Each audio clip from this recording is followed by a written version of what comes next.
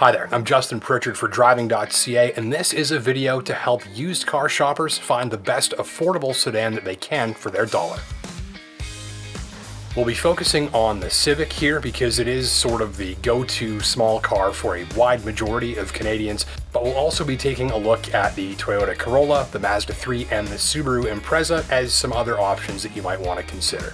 So I'll be giving you a brief background on each model as well as some tips, checks, and advice for each that I hope will help you find the best possible unit for your money. And specifically that means a car that is the least likely to give you any headaches or surprises. This video is a summary of a more in-depth article that I wrote over on Driving.ca, so if you're interested in any of the vehicles that we're covering here, as well as some more information on what we're talking about and some more information that we're not covering in this video, then be sure to check that article out. It is linked down in the description below. And while you're down there, don't forget to like and subscribe so you never miss a new upload. So let's begin with my often unpopular answer to a common question, and that is, what is the most reliable used car?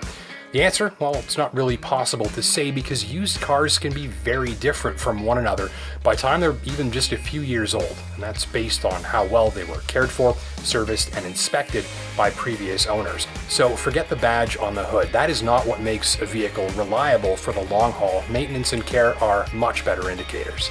Put simply, typically the most reliable used vehicle is going to be the one that's been the best cared for by its previous owners with regular inspections, servicing, and maintenance. And that means checking service records, putting some effort into making sure the vehicle you're considering has been seen and serviced regularly by its dealership, and making sure that you protect yourself by having full servicing history and documentation for any used car you're buying. That's super important. In fact, your remaining warranty coverage may depend on it. So for this generation Civic, which hit the road in 2015, for model year 2016, you've got coupe, sedan, or hatchback body styles with various trim grades and packages adding customization. Now for this video, we're focusing on the mainstream versions of the Honda Civic. We're leaving out the sporty Civic Si and the high-performance Civic Type R. So things to know and things to do and things to be aware of based on reports from a network of auto repair technicians and owner forum discussions. And relating to the Civic, we'll start with the big one, which is oil dilution. Now, some owners have reported oil dilution problems relating specifically to the 1.5-liter turbo engine in this generation Civic. Many have not. In simple terms, certain operating conditions might allow gasoline to enter the engine's oil supply, and that seems more likely in cold weather or when the vehicle frequently makes short trips that don't allow the engine to heat up fully. Long story short, if gasoline is allowed to enter the engine's oil supply, all sorts of problems can occur, including severe engine damage. So on your test drive, there are a few things you can check and a few ways you can protect yourself. If you notice the smell of fuel, the smell of gasoline in or near the vehicle, that's a potential warning sign. You'll also want to carefully check the engine oil, and if the reading is above the full mark on the dipstick, that's a sign of oil dilution as well, since the oil level will rise as gasoline enters the oil supply if this is affecting the engine in the car that you're considering. If the Civic that you're buying has the 1.5 turbo engine and it's still under warranty, you'll want to monitor the oil level every week and regularly check for that fuel smell. And if you notice anything unusual, then have the vehicle seen by a technician at the dealership, keeping all documentation, which might help speed warranty claims up down the line if you need them. So two final notes on oil dilution. It seems Honda has extended warranty coverage on certain parts of this engine, and this issue affects the 1.5-liter turbo engine and does not seem to affect the 2-liter non-turbo engine. That's the standard engine in this generation Civic. Next up, you'll want to check the air conditioner. Some owners have reported that the AC condenser might be vulnerable to damage from road debris, which could damage the system. So first, you'll want to blast the air conditioner as high as it goes, ideally after your test drive when the engine is good and hot, and also while the car is parked and not moving, and ensure that a steady stream of cold air is available when you ask for it. If it's not the case, you'll want to check down in the lower grille opening and look for signs of damage to that AC condenser. It looks like a little radiator behind the grille, and be on the lookout for damage caused by rocks, sticks, and other debris. And this can cause a refrigerant leak, which could cost you money, so you'll want to know about it before you buy. Next up, electronics. You should always check all onboard electronics fully before buying any used vehicle several times. Owners of this generation Civic say that if you detect problems, they're probably going to relate to wonky GPS positioning and fussy camera feeds from the side and backup camera systems. Most owners do not report problems with this, some do, so be sure to check the accuracy of the GPS by comparing your location to the on-screen map and try all of the available cameras several times to confirm reliable operation. Problems in these areas are generally easy to fix with a software update or a hard reset of the system, although sometimes expensive parts are required and you will want to know that before you buy. Next up, you'll be checking for a potential trunk leak by pulling the cargo floor cover out of the Civic's trunk, exposing the bare metal body beneath and looking for signs of dampness, mildew, mold, rust, or standing water. Likely culprit, if you detect this, is a defective weld around the opening of the trunk that may allow water to enter and accumulate after heavy rain or a car wash. Water leaks like this can make your new car rust faster, smell bad, and diminish its resale value. Again, one of those things you'll want to know about before you buy. So those are sort of the key things I'd be checking before buying a used Honda Civic for this generation. Let's look at another good alternative, the Subaru Impreza. This is an interesting alternative to the Civic. It's not as powerful. It does have all-wheel drive as standard, which makes it awesome in the snow. And it delivers what I think is a superior ride on very rough roads that are common in my locale. And on several test drives, I've always appreciated that this car has a light, compact, and athletic driving feel dialed in. And that means Impreza, to me, delivers a pleasing drive across a wide range of real-life conditions. So this generation arrived in 2016 for the 2017 model year. And key checks here would be the central command touchscreen interface. Just like the Civic, some owners have reported freezing up, lagging, otherwise exhibiting random wonkiness. So often the answer is a simple hard reset, though continued issues are a great reason to have the system checked over by a professional. On your test drive, give that screen a workout, moving through each menu and function several times to confirm satisfactory operation.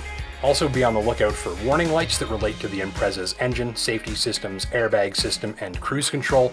In some cases, a single fault with a sensor in just one of those systems will cause a lot of warning lights to illuminate, sort of as a safety precaution. It can look a lot more dramatic than it is. And if you see that, best course of action, have the vehicle seen by a technician who can quickly track down the problem. Do that before you fork over any money. Mainly issues reported include dashboard rattles and some random fussiness with door locks and latches from time to time. Some have reported problems with the CVT automatic transmission in their Impreza, ranging from sludgy performance up to transmission failure. Most have not. Subaru did extend the warranty coverage on these transmissions in selected models. As a result, your dealer service advisor has the full scoop on that. Worth noting here, vehicles with a CVT transmission, especially modern vehicles with a CVT transmission, should only have them serviced by the dealer. Keep in mind the warranty on that transmission does not cover damage or wear caused by, say, filling it with the wrong type of fluid or using improper procedures to do so. Also, dealers may be able to apply updated computer control software to the transmission that can help remedy certain problems as well. So let's look at the 2014 and up Toyota Corolla. That's the next alternative to the Civic I'll give you here.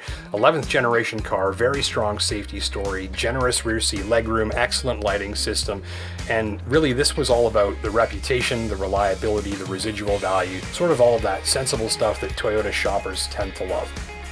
Now this one's got a CVT automatic transmission as well. It looks widely solid. Some owners have reported issues.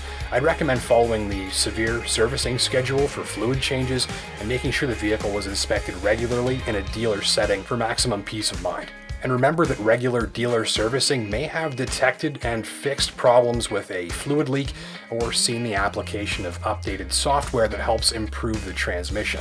The CVT transmission is not maintenance heavy, though regular and timely servicing, ideally in a dealer setting, is vital for long-haul confidence. Elsewhere, some owners have had computer modules replaced or reprogrammed to improve the smoothness and refinement of the driveline, and this might address problems like a rough idle, poor performance, or a sensation of either surging or lugging while you accelerate. So if you notice any issues like that on your test drive, best to have that vehicle seen by a professional before you buy it, and in this case the fix is likely quick and fairly painless. Elsewhere, the most common complaint amongst owners tends to just be annoying rattles and buzzing sounds from the dashboard and A-pillar areas in some situations. I've seen many reports of owners that have just wedged a piece of felt or foam into the offending panel gap, and that's fixed the problem. Really, other than a few complaints, the Corolla owners community pegs this one as a solid and trouble-free performer, provided that it's cared for properly. So let's look at the last alternative here. This will be the Mazda 3. The last complete generation of this car hit the road for model year 2014 and stopped after 2018 when the latest model arrived for 2019. So this one's typically loved for its upscale style, its award-winning cabin. Many owners enjoy one of the most fashionable looking cars for the money, both inside and out here. This is sort of your upscale option. The driving feel is also highly rated. Mazda took steps to ensure this car feels lively and alert at the tips of the driver's fingers and toes. So the 2014 to 18 Mazda 3 came manual or automatic, and as a hatchback or sedan, Skyactiv engine technology helped deliver strong fuel efficiency too. So according to the owners community, one of the big things to check for here is the operation of the advanced safety gear, the advanced safety systems.